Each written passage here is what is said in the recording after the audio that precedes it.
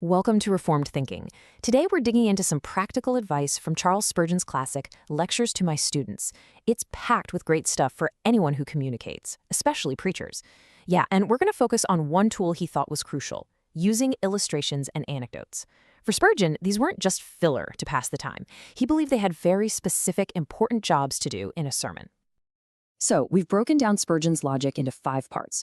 We'll start with the first problem every speaker has, then see how illustrations can grab attention, make truth clear, and help people remember it. And we'll wrap up with his really necessary warning about how not to use them. Spurgeon kicks things off with a challenge that is just as real today as it was back then. Our minds wander.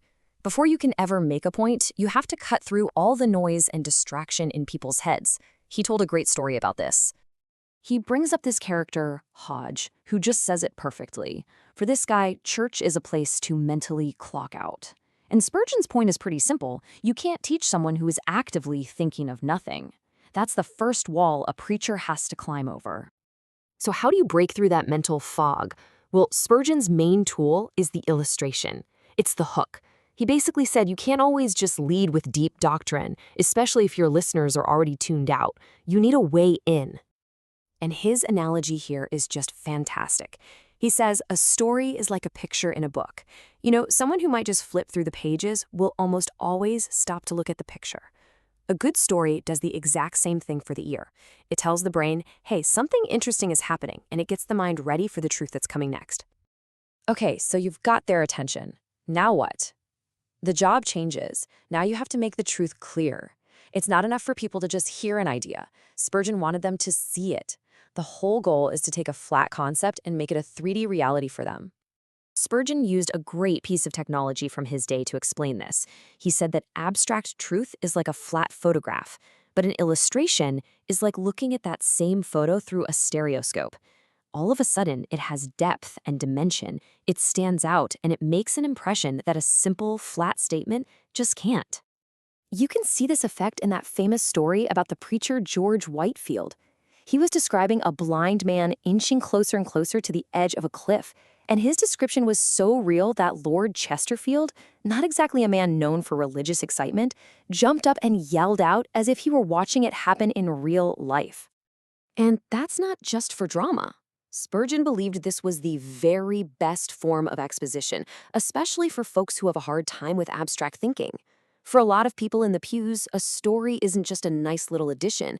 It's the very thing that makes the truth finally click. All right, you've got their attention. The idea is clear. But there's a third problem. How do you make it stick? How do you keep the sermon from going in one ear and out the other before they even get to their Sunday lunch? Once again, Spurgeon points to illustrations. He had a few really sharp images for this. First, he said a sermon ought to be full of fish hooks. A good story is a hook that snags in the memory.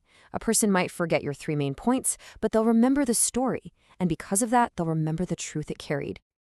His next picture is from sewing. He says, an illustration puts a knot in the thread of the sermon. Without those knots, the thread just pulls right through the fabric without holding anything together. The story is what fastens the message in place. And a third picture he used is a burr. You know, just like burrs stick to your pants when you walk through a field.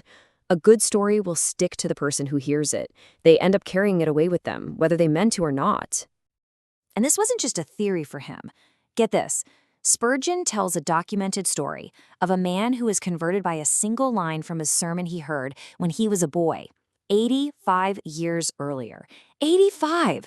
That just goes to show you the kind of grip a well-told truth can have. Now, after building up this really strong case for using stories, Spurgeon hits the brakes and gives a very sharp, very important warning. He saw a danger in using them the wrong way, and it's a danger that's still very real today. This was how he criticized a certain kind of sermon, one that was full of fun stories but totally empty of real substance. He called it all spirit, meaning it was all flash and emotion, but it had no body. There was no solid doctrinal truth for anyone to actually grab onto. He compared a sermon of only stories to inviting your friends over for dinner and serving them nothing but salad. It's fine as a side dish, but if it's the whole meal, everyone leaves hungry and weak. An audience that's only fed stories, he says, will not fare very well. So the big point of his warning is that illustrations are the vehicle, not the cargo. They have to be filled with truth. A story without doctrine, as Spurgeon put it, is just an empty cask that carries nothing. It might be entertaining, but it's not nourishing.